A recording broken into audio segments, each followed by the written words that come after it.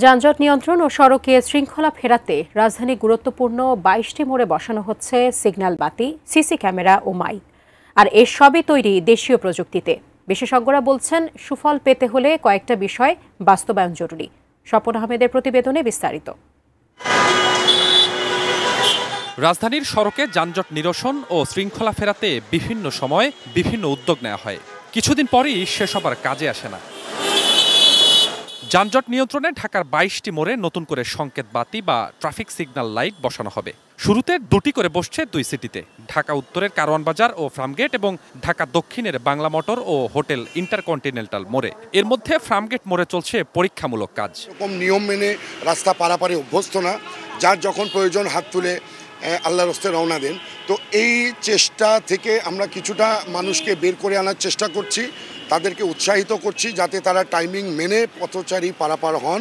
এ সিদ্ধান্তকে স্বাগত জানালেও সুফল পাওয়া নিয়ে অতীত অভিজ্ঞতা থেকে সন্দিহান অনেকে। এটা উদ্যোগ তো এর আগেও অনেকবার নিছিল, সেই উদ্যোগ তো আসলে থাকেনি। সিগন্যাল লাইটের ওইভাবে এখনো মানুষজন ওইভাবে নিয়মটার উপরে নির্ভরশীল না বা কাজ করে না। এটা ক্যান্টনমেন্টে কিন্তু খুব ভালো সার্ভিস দিচ্ছে। এটা বাস্তবায়ন হলে অনেক ভালো হবে, কারণ দেশের জ্যামজটটা হবে না, টাইম টু টাইম একটা সিস্টেমে চলবে, সব জায়গায় সমান থাকবে।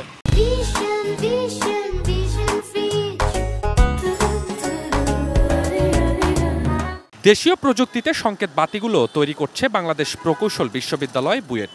যোগাযোগ বিশেষজ্ঞ অধ্যাপক ডক্টর মোহাম্মদ হাদিউজ্জামান জানান, শুধু সংকেত বাতির মাধ্যমে নয়, যানজট নিয়ন্ত্রণে চাই গণপরিবহন খাতে নিয়ন্ত্রণ প্রতিষ্ঠা। আমরা ট্রাফিক সিগন্যাল বসিয়ে দিলে যানজট একদম ঢাকা থেকে চলে যাবে, এটা ভাবার কোনো সুযোগ নাই। ৬টা সুপারিশ আগে বাস্তবায়ন করতে হবে। তার মধ্যে প্রথমেই ছিল ঢাকার মূল সড়ক থেকে অবৈধ, অননুমোদিত এবং অবৈজ্ঞানিক যে যানবাহনগুলি আছে সেটা সরিয়ে ফেলতে হবে।